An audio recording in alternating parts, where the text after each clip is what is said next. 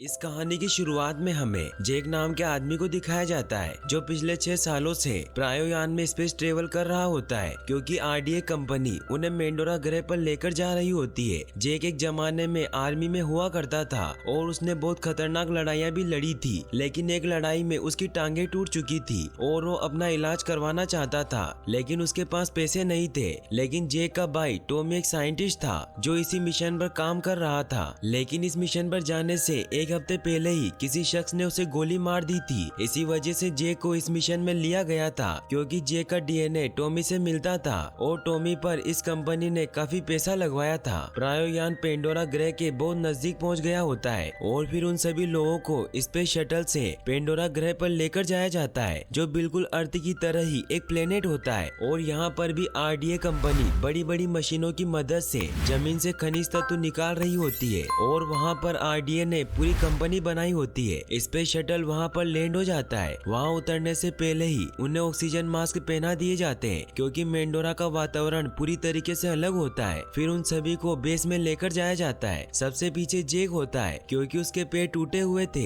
इसीलिए वो अपनी व्हील चेयर लेकर बेस में जाता है जहाँ कर्नल माइल्स सभी को गाइड कर रहा होता है क्योंकि वो आरडीए का चीफ सिक्योरिटी कमांडर होता है। वो उन सभी को कहता है कि तुम्हें अब याद रखना होगा कि तुम धरती पर नहीं हो, तुम पेंडोरा में हो और जब तुम इसका दौरा करोगे तो तुम्हें ऐसा लगेगा कि शायद नर्क इससे बेहतर है क्योंकि यहाँ से बाड़े के उस तरफ मिट्टी में रेंगकर चलने वाले हर जीव तुम्हें मारकर खाना चाहेंगे और यहाँ बसने वाले इंसान जैसे लोगों को नावी कहते हैं जिनके जहरीले टॉक्सिन में डूबे हुए तीर 1 मिनट में ही तुम्हारे दिल की धड़कन बंद कर सकते हैं और उनकी हड्डियाँ खुद ब खुद बनने वाले कार्बन एटम की बनी हुई है जिससे उन्हें मारना बहुत मुश्किल है। इसी वजह से मैं तुम सबको नहीं बचा पाऊंगा और अगर तुम्हें जिंदा रहना है तो तुम्हें पेंडोरा के लिए बनाए गए नियमों का पालन करना होगा। सभी अपने अपने कैंप में लौट रहे होते हैं। तभी नॉर्म नाम का आदमी जेक के पास आता है। वो उसे बताता है कि मैंने तुम्हारे भाई के साथ अवतार ट्रेनिंग की थी और तुम एकदम अपने भाई की तरह दिखते हो। फिर वो उसे बायो लैब में लेकर जाता है जहाँ उन्होंने एमयू टैंक में अवतार को रखा होता है। अवतार उन्हें कहा जाता है जिन्हें इंसानों के डीएनए और पेंडोरा के लोगों के डीएनए से बनाया गया होता है जो दिखने में बिल्कुल नावी के लोगों की तरह होते हैं। जेक और बाकी सब लोगों को यहाँ इन्हें चलाने के लिए लाया होता है क्योंकि जिन लोगों के डीएनए से इन्हें बनाया गया होता है वही इन अवतार के मन को कंट्रोल कर सकते हैं। जहाँ डॉक्टर मैक्स उन्हें बताते हैं कि इन अवतारों को एमयू टैंक से बाहर निकालने में टाइम लग जाएगा, इसलिए आप इसे कल से इस्तेमाल कर सकते हैं। जेक अपने अवतार के पास जाता है और उसे देखकर बहुत खुश होता है। फिर हमें लिंक रूम को दिखाया जाता है जहाँ डॉक्टर ग्रेस अवतार लिंक से बाहर आती है जो अवतार प्रोग्राम की हेड होती है। डॉक्टर मैक्स जेक और नॉर्म को ग्रेस से मिलवाने के लिए लेकर जाता है। ग्रेस नॉर्म से मिलकर बहुत खुश होती है क्योंकि नॉर्म ने नावी भाषा की बहुत प्रैक्टिस की थी और उसे बहुत अच्छी तरीके से नावी भाषा आती थी। लेकिन ग्रेस जेक से खुश नहीं होती,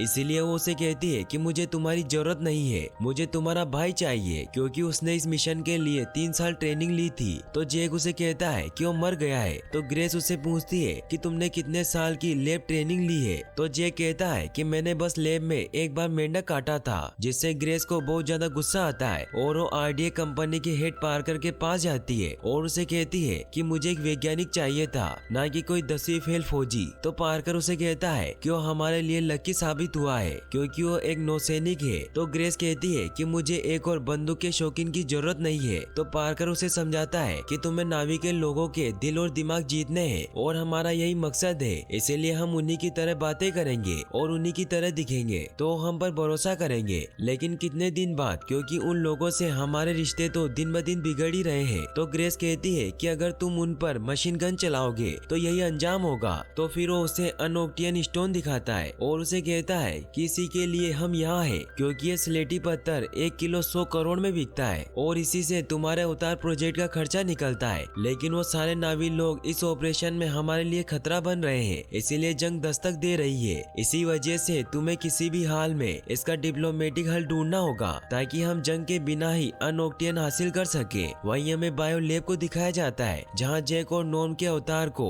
एमयू टैंक से बाहर निकाल लिया होता है, इसीलिए जेक और नॉर्म को लिंक से उन्हें कनेक्ट किया जाता है और जेक सक्सेसफुली अपने अवतार से कनेक्ट हो जाता है और अब उसकी अवतार बॉडी पूरी तरीके से काम करने लग जाती है और जेक के अवतार के पैर भी पूरी तरीके से काम कर रहे होते हैं। इससे जेक बहुत खुश होता है और वो उठने की कोशिश करता है, लेकिन डॉक्टर उसे उठने से मना करते हैं क्योंकि अभी उसके टेस्ट टेस्ट बाकी थे, लेकिन फिर भी जेक उनकी नहीं सुनता क्योंकि उसे इसमें काफी मजा आ रहा होता है और वो वहाँ से बाहर भाग जाता है, जहाँ वो देखता है कि यहाँ बाकी के अवतार को ट्रेनिंग दी जा रही होती है। जेक वहाँ दौड़ लगाने लग जाता है क्योंकि वो असली दुनिया में कभी नहीं चल पाया था। तभी डॉक्टर ग्रेस अपने अवतार में वहाँ आती है और वो जेक के अवतार पर इतना अच्छा कंट्रोल देखकर बहुत खुश होती है। फिर वो सभी अवतार कैंप में सो जाते हैं, जिससे वो असलियत में उन अवतार से डिस्कनेक्ट हो जाते हैं। फिर जेक ट्रूडी से मिलता है जो लड़ाकू जहाज की पायलट होती है। वो जेक को कर्नल के पास ले जाती है क्योंकि कर्नल ने जेक को मिलने के लिए बुलाया होता है। कर्नल उसे कहता है कि मैंने तुम्हारा रिकॉर्ड मंगवाया था, जिससे मुझे पता चला कि तुम काफी खतरनाक जंग लड़ चुके हो, लेकिन हमारी ये जंग कुछ और है। फिर उसे बताता है कि पहले मैं एक फौजी जासूस था और मुझे एक भी खरोच नहीं आई, लेकिन जब मैं पहली बार यहाँ आया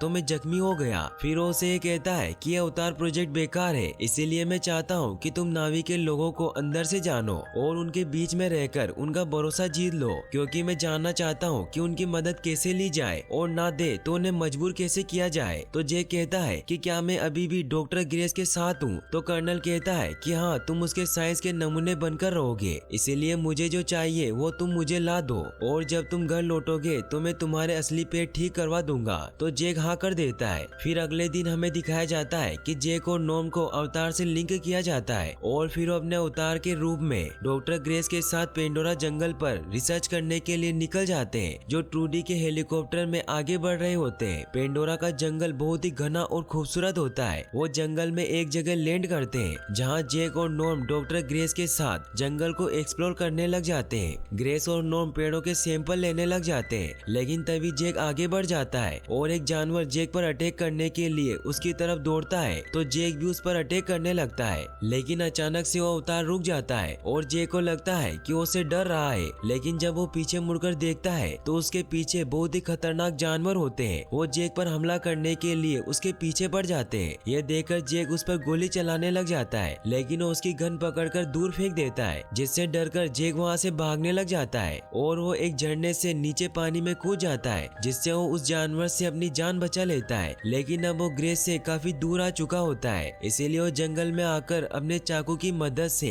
एक भाला बनाता है ताकि वो खुद को जंगल के जानवरों से प्रोटेक्ट कर सके। तभी हमें वहाँ दिखाया जाता है कि नावी की एक लड़की छिपकर जेक को देख रही होती है, जिसका नाम न्यूतिरी होता है। वो जेक को मारने लगती है, लेकिन तभी वहाँ पवित्र पेड़ का बीज आता है जो उसे जेक को मारने से रोक लेता है। वहीं हमें डॉक्टर ग्रेस को दिखाया जाता है जो हेलीकॉप्टर की मदद से जेक को ढूंढ रही होती है और ढूंढते ढूंढते शाम हो जाती है, इसीलिए उन्हें वापस लौटना पड़ता है। लेकिन ग्रेस को लगता है कि वो जिंदा नहीं बचा होगा। वहीं हमें जेक को दिखाया जाता है जिसके पीछे जंगली भेड़िए पड़े हुए होते हैं, इसीलिए जेक आग जलाता है और फिर वो एक एक को मारने लग जाता है, लेकिन वो संख्या में बहुत ज्यादा होते हैं, इसीलिए वो जेक पर भारी पड़ते हैं और वो उसे मारने वाले होते हैं कि तभी वहाँ न्यूतिरी आकर जेक को बचा लेती है और वो एक एक करके उन सभी जानवरों को मार देती है। लेकिन फिर वो जेक पर बहुत गुस्सा होती है और उसे कहती है कि ये सब तुम्हारी गलती है, इन्हें मारना नहीं था। लेकिन जेक कहता है कि इसमें मेरी क्या गलती, उन्होंने मुझ पर हमला किया था। तो उसे कहती है कि इसमें तुम्हारी ही गलती है क्योंकि तुमने बच्चे जैसा शोर मचाया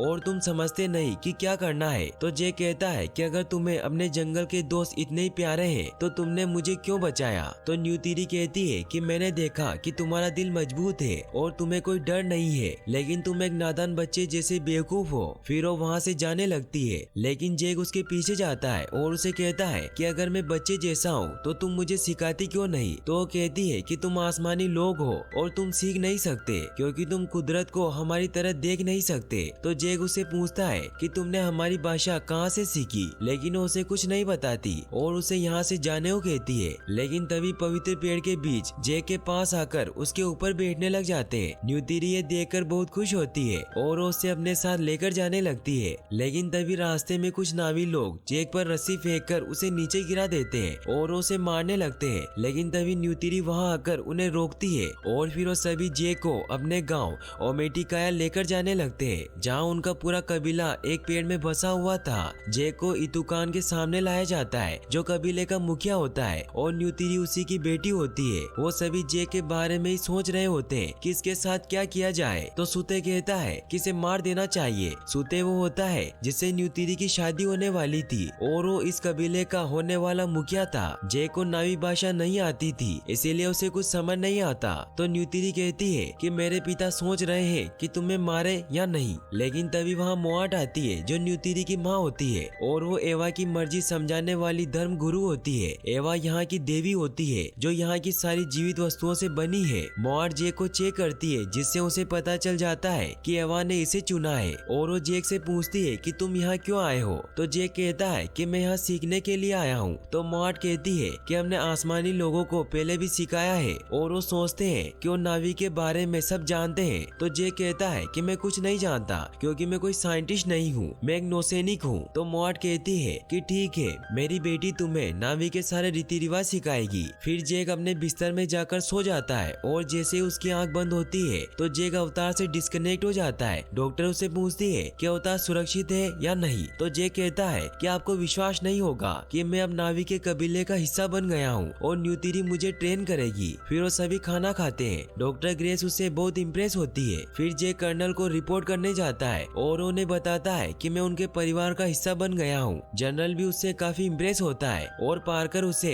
एडवांस होलोग्राम इमेज की मदद से बताता है कि उनके इस गांव के नीचे बेहद कीमती अनोक्टियन का भंडार है जो कि 200 किलोमीटर के घेरे तक फैला हुआ है और उसी के ऊपर इन नावी का एक कबीला बसा हुआ है। इसीलिए वो मेरे रास्ते में आ रहे हैं और मैं उन्हें मारना नहीं चाहता। इसीलिए तुम्हें ऐसी चीज ढूंढनी है जो उन्हें चला सके, वरना फिर हमें उन पर हमला ही करना होगा। इसीलिए तुम्हारे पास 3 महीने का टाइम है। तो जेक कहता है कि मैं पूरी कोशिश करूंगा। और फिर अगले दिन जेक को वापस से लिंक किया जाता है जिससे जेक वापस अपने अवतार में पहुंच जाता है जहां न्यूतिरी उसे नावी बनाने की कोशिश करने लग जाती है। वो उसे घोड़ी पर बिठाती है और फिर उसे उसकी चोटी के थ्रू कनेक्ट करती है और उसे बताती है कि एक तरह का बंधन है जिससे तुम इस घोड़ी को अपने मन से कंट्रोल कर सकते हो और इसे बता सकते हो कि तुम्हें कहाँ जाना है। जेक उस घोड़ी को आगे चलने को कहता है लेकिन खुद को संभाल नहीं पाता और नीचे गिर जाता है। फिर हमें दिखाया जाता है कि रात को जेक कर्नल को उस कबीले के बारे में इंफॉर्मेशन दे रहा होता है। वो उन्हें बताता है कि अगर तुम ये पेड़ गिराना चाहते हो तो तुम्हें इसमें बहुत मुश्किल होगी क्योंकि स्कैन में इसकी अंदरूनी बनावट दिखाई नहीं देती, लेकिन ये पेड़ अंदर से बहुत मजबूत है। डॉक्टर मैक्स वहाँ उनकी ये बातें सुन लेता है जिससे मैक्स समझ जाता है कि जेक कर्नल का साथ दे रहा है। इसीलिए जेक जब वापस लैब में आता है तो ग्रेस उसे बताती है कि मैं कर्नल और पार्कर को मेरे इस मिशन में दखल अंदाजी नहीं करने दूंगी। इसीलिए हम यहाँ से हेलेनुआ पहाड़ पर जा रहे हैं क्योंकि वहाँ पर एक मोबाइल लिंक है। फिर वो सब वहाँ जाने के लिए निकल जाते हैं जहाँ रास्ते में सारे पहाड़ हवा में तैर रहे होते हैं। कुदरत का ये नजारा देखकर वो बहुत हैरान होते हैं। फिर वो पेंडोरा के उस पहाड़ पर लैंड करते हैं जहाँ लिंक मशीन होती है। ग्रेस जेक को लिंक 1 से कनेक्ट करती है क्योंकि वो कभी खराब नहीं होता। वहीं फिर हमें दिखाया जाता है कि न्यूतिरी जेक को पेड़ के टॉप पर लेकर जाती है क्योंकि वहाँ सारे इकराल बैठे हुए होते हैं। न्यूतिरी अपने इकराल को बुलाती है जिसका नाम सेसे होता है। फिर उसे बताती है कि इकराल पक्षी राज जैसा होता है जो जिंदगी में सिर्फ एक शिकारी के साथ ही उड़ता है, इसीलिए तुम्हें भी अपना इकराल चुनने के लिए तैयार होना पड़ेगा। फिर न्यूतिरी उसे धीरे धीरे सब सिखाने लग जाती है और उसे अपनी भाषा भी सिखाती है। रात को जेक उन सभी बातों को वीडियो लॉग में रिकॉर्ड करता था। अब नॉर्म भी जेक का अच्छा दोस्त बन गया था और वो भी उसको नावी भाषा सिखाने में मदद करने लगता है। न्यूतिरी की वजह से जेक सब कुछ सीखने लग जाता है और उसके पैर पहले से और मजबूत हो गए थे। ग्रेस को भी गांव में आने के लिए जेक ने मोआट को मना लिया था और अब जेक और ग्रेस में भी काफी अच्छी दोस्ती हो गई थी। वहीं जेक और न्यूतिरी भी धीरे धीरे एक दूसरे को पसंद करने लगे थे, लेकिन जेक को अभी भी ये समझ नहीं आया था कि इन लोगों का जंगल के साथ क्या गहरा रिश्ता है क्योंकि न्यूतिरी हमेशा जेक से ऊर्जा के नेटवर्क की बात करती है। वो हर जीवित वस्तुओं से होकर गुजरता है। वो कहती है कि सारी ऊर्जा सिर्फ उधार ली हुई है और एक दिन हमें उसे लौटाना पड़ेगा। और अब जेक उनकी भाषा भी सीख गया होता है और अब वो हर काम में माहिर हो गया था। इसीलिए न्यूतिरी उसे कहती है कि तुम तैयार हो गए हो। फिर अगले दिन उसे और बाकी युवा को पहाड़ों पर लेकर जाया जाता है क्योंकि इन्हें अब इकराल पर सवारी करना सीखना होगा जिन्हें बेंचिज कहा जाता है और ये एक ऐसा इंतहाम होता है जिसे हर युवा को पार करना पड़ता है। लेकिन इन सब के लिए उन्हें बहुत ऊपर लेकर जाया जाता है जहाँ बेंचिज हो। न्यूतिरी भी वहाँ आ जाती है। सूते सबसे पहले जेक को इकराल पकड़ने के लिए भेजता है क्योंकि उसे पसंद नहीं था। न्यूतिरी भी उसके साथ जाती है और उसे कहती है कि तुम्हें इन सब में से अपना एक इकराल चुनना होगा, तुम्हें उसे अंदर से महसूस करना होगा। तो जेक कहता है कि उसे कैसे पता चलेगा कि उसने मुझे चुना है। तो न्यूतिरी कहती है कि वो तुम्हें मारना चाहेगा। फिर जेक उन सभी इकराल के पास जाता है लेकिन उसके पास नहीं आते। लेकिन जब वो एक इकराल के पास जाता है तो उस पर हमला करता है और जेक उसे पकड़ लेता है और बहुत कोशिश करने के बाद वो उसे बंधन जोड़ देता है, जिससे अब वो दोनों एक हो जाते हैं और जेक उसकी रस्सी खोल देता है। फिर जेक उसे उड़ाने के लिए लेकर जाता है, जहाँ पहले तो वो उसे कंट्रोल नहीं कर पाता, लेकिन धीरे धीरे वो सब कुछ सीख जाता है और उसे बहुत ही अच्छी तरीके से उड़ाने लग जाता है। न्यूतिरी भी इससे बहुत खुश होती है और फिर वो दोनों अपने अपने इकराल पर बैठकर पेंडोरा घूमते हैं। न्यूतिरी उसे उनके कुल वृक्ष के पास लेकर जाती है, जिन्हें आत्माओं का पेड़ कहा जाता है। फिर अगले दिन जब जेक और न्यूतिरी अपने अपने इकराल पर सवारी कर रहे होते हैं कि तभी उनके ऊपर एक बहुत बड़ा इकराल हमला कर देता है, जिसे लोग तुरु कमाक तो कहा करते थे। वो उससे बहुत मुश्किल से अपनी जान बचाते हैं। वापस आने पर न्यूतिरी उसे बताती है कि मेरे परदादा के परदादा ने इस पर सवारी की थी और नावी कुल के इतिहास में ये सिर्फ 5 बार हुआ है। फिर अगले दिन वहाँ उत्सव होता है, जिसमें जेक भी हिस्सा लेता है और अब वो पूरी तरीके से एक नावी बन जाता है। रात को न्यूतिरी जेक को लेकर आवाजों के पेड़ के पास जाती है, जहाँ उसे बताती है कि ये वो जगह है जहाँ प्रार्थना सुनी जाती है,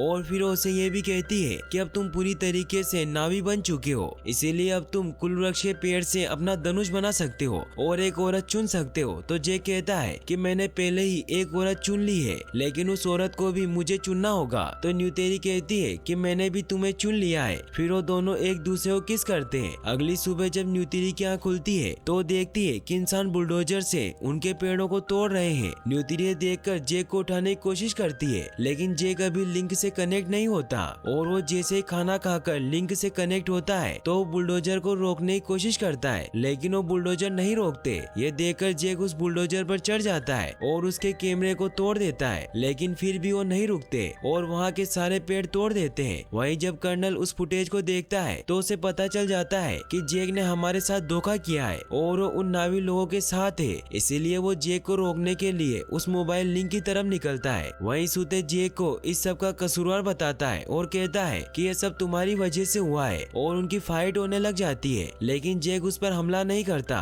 और उसे कहता है कि मैं तुम्हारा दुश्मन नहीं हूँ, दुश्मन तो कर्नल है और उसकी सेना बहुत ताकतवर है, इसीलिए हम उससे नहीं जीत पाएंगे। वहीं कर्नल उस मोबाइल लिंक पर पहुंच गया होता है और वो ग्रेस और जेक को उस लिंक से डिस्कनेक्ट कर देता है, जिससे उनके अवतार उसी जगह पर बेजान होकर गिर जाते हैं। वहीं जनरल उन सबको पकड़ लेता है। फिर वो जंग करने की तैयारी करने लग जाता है, क्योंकि उसे पता चल गया होता है कि वो लोग उनसे समझौता नहीं करेंगे। वहीं जेक और ग्रेस पार्कर के पास जाते हैं और उसे कहते हैं कि जंग से कुछ नहीं होगा, वो मासूम लोग मारे जाएंगे, इसीलिए हम दोनों को वहाँ जाने दो, हम उन्हें वहाँ से निकाल देंगे। तो पार्कर उन्हें कहता है कि तुम्हारे पास 30 मिनट है और फिर वो उन्हें लिंक से कनेक्ट कर देता है। जेक वहाँ अवतार में उन सभी लोगों को बताता है कि कर्नल आप पर हमला करने के लिए आ रहा है और उसके पास बहुत ही ताकतवर फौज है, जिससे वो तुम सबको खत्म कर देगा, इसीलिए तुम्हें यहाँ से निकल जाना होगा। लेकिन उनको इस बात पर विश्वास नहीं होता, इसीलिए जेक उन्हें बताता है कि उन्होंने ही मुझे यहाँ भेजा है ताकि मैं तुम्हारे तौर तरीके सीख सकूं और तुम्हें वक्त आने पर ये मैसेज दे सकूं और तुम उस पर यकीन करोगे। तो न्यूतिरी कहती है कि मतलब तुम्हें पहले से ही पता था कि जंग होने वाली है, लेकिन तुमने हमें नहीं बताया। इससे न्यूतिरी काफी ज्यादा गुस्सा हो जाती है। तो जेक कहता है कि हाँ, मैं पहले उनके साथ था और उनका हुक्म मान रहा था, लेकिन अब सब कुछ बदल गया है क्योंकि मुझे इस जंगल से प्यार हो गया और फिर मुझे तुमसे प्यार हो गया। लेकिन न्यूतिरी उसे कहती है कि मैंने तुम पर भरोसा किया और तुमने उसका गलत इस्तेमाल किया, इसीलिए तुम हम में से कभी एक नहीं बन सकते। फिर वो उसे बंदी बना लेते हैं। वहीं कर्नल अपनी पूरी सेना के साथ उन पर हमला करने के लिए वहाँ पहुँच जाता है। जेक उन सभी को कहता है कि यहाँ से भाग जाओ, हम सब मारे जाएंगे, लेकिन वो उसकी नहीं सुनते। कर्नल वहाँ पहुँच जाता है। फिर वो वहाँ आंसू गैस से हमला करवाता है ताकि सभी ओमेटिकाया के लोग वहाँ से निकल जाएं। लेकिन तभी सूते अपने साथियों के साथ उन पर तीरों से हमला करने लग जाता है, जिससे कर्नल को बहुत गुस्सा आता है और वो बम से वहाँ हमला करने लग जाता है। सभी जंगल की तरफ भागने लग जाते हैं। वहीं मॉर जेक के पास आती है और उसे कहती है कि अगर तुम हम में से एक हो तो मदद करो। फिर वो उसकी रस्सियां खोल देती है। वहीं कर्नल अब अपने सारे बॉम्ब से उस पेड़ पर अटैक करता है ताकि वो उस पेड़ को गिरा सके और काफी देर तक अटैक करने से वो पेड़ टूटने लग जाता है। वहीं ट्रूडी भी वहाँ होती है, लेकिन वो उन पर हमला नहीं करती क्योंकि उसे ये सब अच्छा नहीं लगता और वो वहाँ से चली जाती है। वो पेड़ टूटकर नीचे गिरने लग जाता है, जिससे सभी ओमेटिकाया के लोग वहाँ से भागने लग जाते हैं, लेकिन बहुत सारे लोग उस पेड़ के नीचे दब जाते हैं। वहाँ हर जगह क्योस मच जाता है। सारे नावी के लोग रो रहे होते हैं। कर्नल ये देखकर बहुत खुश होता है और वो वापस लौट जाते हैं। न्यूतिरी अपने डेट के पास जाती है, लेकिन वो काफी इंजर्ड हो चुके थे वो अपना धनुष न्यूतिरी को देते हैं और वो वहीं मर जाते हैं। जेक न्यूतिरी को ढूंढता हुआ उसके पास आता है और उसे शांत करने की कोशिश करता है, लेकिन उसे कहती है कि यहाँ से चले जाओ और वापस मत आना। वहीं पार्कर उन दोनों का प्लग निकालने को कहता है। नॉर्म उन्हें रोकता है लेकिन उसे पकड़ लेते हैं और फिर वो जेक और ग्रेस को भी अनप्लग करके उन्हें वो एक जगह कैद कर देते हैं। वहीं नावी के बचे हुए लोग बहुत दुखी हुए उस जगह को छोड़कर चले जाते हैं। तभी हमें दिखाया जाता है कि ट्रूडी जेक और बाकी सबका खाना लेकर जाती है, जहाँ वो उस ऑफिसर को बेहोश कर देती है। फिर मैक्स और ट्रूडी उन्हें वहाँ से बाहर निकालते हैं। वो सब हेलीकॉप्टर की तरफ बढ़ते हैं ताकि वो वहाँ से निकल सके। जेक मैक्स को यही रुकने को कहता है ताकि वो यहाँ की जानकारी पता कर सके। फिर बाकी सब वहाँ से निकलने लगते हैं, लेकिन इस बात का पता कर्नल को लग जाता है और वो उन पर फायरिंग करने लग जाता है। ये देखकर ट्रूडी वहाँ से जल्दी से प्लेन निकाल लेती है, लेकिन ग्रेस को गोली लग जाती है। जेक ग्रेस को हिम्मत रखने को कहता है। फिर वो मोबाइल लिंक पर जाते हैं जहाँ जेक ग्रेस का इलाज करता है और ट्रूडी उस मोबाइल लिंक को वहाँ से लेकर आत्माओं के पेड़ की तरफ निकल जाती है ताकि कर्नल उन्हें ना ढूंढ सके। जेक वापस लिंक से कनेक्ट हो जाता है और जब वो अवतार रूप में उड़ता है तो वहीं पड़ा होता है, क्योंकि नावी के लोग उसे वहीं छोड़ गए थे क्योंकि वो उसे गद्दार समझते थे। इसीलिए अब जेक को उनका विश्वास जीतना था। इसीलिए वो अपने इकरार पर बैठकर तुरु कमाक्तो को पकड़ने जाता है, क्योंकि अब उसे पता चल गया था कि अगर उसने तुरु कमाक्तो को अपना दोस्त बना लिया तो सब उस पर विश्वास करेंगे और उसकी बात मानेंगे। इसीलिए वो उस पर हमला करके उसे अपने वश में कर लेता है और फिर जेक उस पर बैठकर आत्माओं के पेड़ के पास जाता है, क्योंकि सारे नावी के लोग वहीं थे। वो सभी तुरु कमाक्तो को देखकर डरने लग जाते हैं, लेकिन जब वो देखते हैं कि जेक ने उसकी सवारी की है तो हैरान हो जाते हैं और अब उन सभी लोगों को वापस से जेक पर विश्वास हो जाता है। फिर वो सुते को कहता है कि तुम एक महान योद्धा हो, इसीलिए तुम्हें भी मेरा साथ देना होगा, क्योंकि मैं तुम्हारे बिना उन्हें हम पर हमला करने से नहीं रोक सकता। तो सुते मान जाता है और जेक उसे कहता है कि मेरी दोस्त मर रही है, इसीलिए मुझे एवा की मदद चाहिए। और फिर वो ग्रेस और उसके अवतार को वहाँ लेकर आते हैं ताकि वो ग्रेस की आत्मा और उसके अवतार को ट्रांसफर कर सके, लेकिन वो इसमें कामयाब नहीं हो पाते क्योंकि गोली लगने की वजह से ग्रेस बहुत कमजोर हो गई थी। इसीलिए उसकी आत्मा अवतार में नहीं जा पाती और वो एवा के अंदर समा जाती है। इससे जेक बहुत उदास हो जाता है और वो ऐलान करता है कि आसमानी लोगों ने हमें संदेशा भेजा है कि वो जो चाहे वो ले सकते हैं और उन्हें कोई नहीं रोक सकता, पर हम उन्हें संदेशा भेजेंगे कि हम तुमसे नहीं डरते, इसीलिए तुम जितनी जल्दी यहाँ से निकल सकते हो निकल जाओ। फिर वो सभी लोगों को कहता है कि हम सभी कबीले वालों को इकट्ठा करके उन आसमानी लोगों को दिखा देंगे कि वो जो चाहे नहीं ले सकते और ये जमीन सिर्फ और सिर्फ हमारी है, जिससे उन सभी में बहुत जोश आ जाता है। और फिर वो सभी अपने अपने इकरार पर बैठकर दूसरे कबीलों की तरफ निकलते हैं और वो एक एक करके सभी कबीलों को अपने साथ करने लग जाते हैं, जिससे अब उन सब लोगों की संख्या काफी ज्यादा बढ़ जाती है और अब वो जंग के लिए तैयार हो जाते हैं। वहीं कर्नल को भी इस बात का पता चल जाता है कि वो जंग की तैयारी कर रहे हैं, इसीलिए वो कल ही उन पर हमला करने की पूरी तैयारी करने लग जाता है। वो अपने सारे लड़ाकू जहाज तैयार कर लेता है। वहीं मैक्स भी जेक को ये बताता है कि कर्नल कल सुबह 6 बजे तुम पर हमला करने वाला है। ट्रूडी उन्हें कहती है कि हम इतने सारे जंगी जहाजों का सामना तीर कमान से कैसे करेंगे,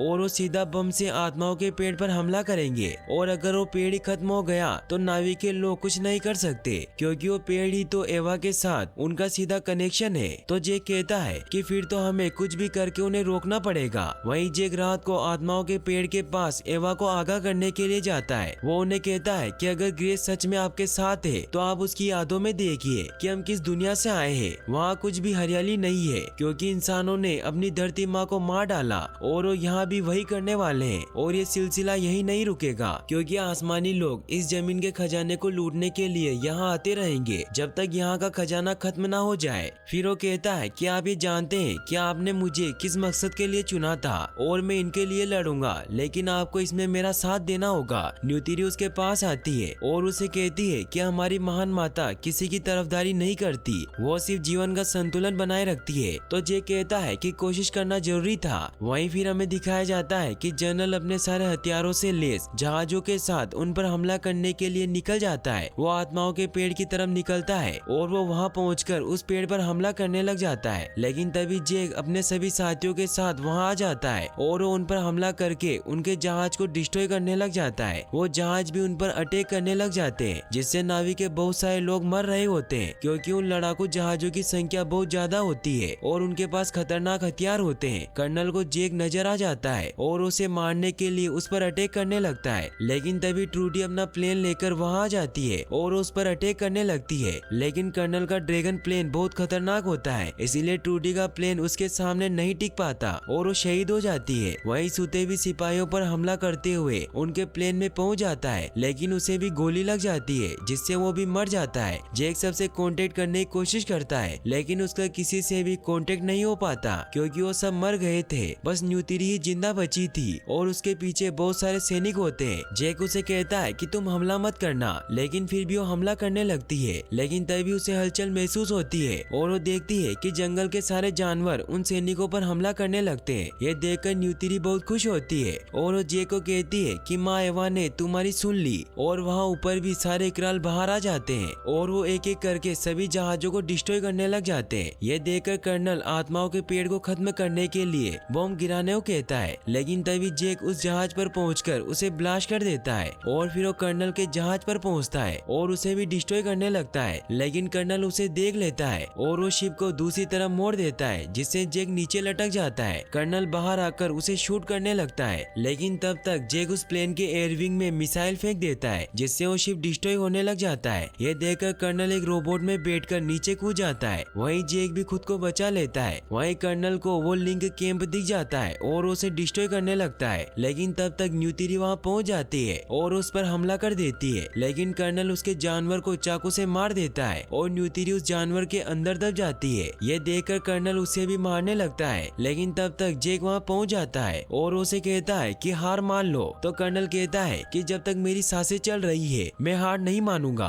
फिर जैक और कर्नल के रोबोट में फाइट होने लगती है। उन दोनों में काफी देर तक फाइट होती है और जैक कर्नल के ऊपर अटैक करके उसके रोबोट का ग्लास तोड़ देता है, लेकिन कर्नल फिर भी हार नहीं मानता और फिर वो मास्क पहनकर कैंप में जाकर उस लिंक को तोड़ देता है। लेकिन वो लिंक दूसरा होता है, मगर कैंप के क्रैक होने की वजह से वहाँ की एयर लीक हो जाती है। फिर जैक उस पर हमला करने लगता है, लेकिन वहाँ लिंक में उसे सांस न मिल पाने के कारण वो बेहोश होने लग जाता है, जिसकी वजह से कर्नल उसे पकड़ लेता है और उसे मारने लगता है। लेकिन तभी न्यूतिरी उस जानवर से बाहर आ जाती है और वो कर्नल पर तीर से हमला करके उसे मार देती है। वहीं जैक भी सांस न मिलने की वजह से लिंक से बाहर आ जाता है और वो मास्क पहनने की कोशिश करता है, मगर वो बेहोश हो जाता है। ये देखकर न्यूतिरी अंदर आती है और वो जैक को मास्क पहना देती है, जिससे जैक की जान बच जाती है। फिर हमें दिखाया जाता है कि जैक बाकी बचे हुए लोगों को वापस अर्थ पर भेज रहा होता है और अब पेंडोरा पर सिर्फ वही लोग रुकते हैं जिनके दिल पवित्र थे। और फिर अब जैक को आत्माओं के पेड़ पर लेकर जाया जाता है, जहाँ उसका पुनर्जन्म होता है और अब जैक की आत्मा उसके अवतार में चली जाती है और यहीं पर ये फिल्मी कहानी एंड हो जाती है। और गाइस, अगर आप ऐसी और वीडियोस देखना चाहते हैं तो डिस्क्रिप्शन में दी गई लिंक पर क्लिक करके वॉच कर सकते हैं। और वीडियो को लाइक और चैनल को सब्सक्राइब करने के लिए आपका तहे दिल से शुक्रिया।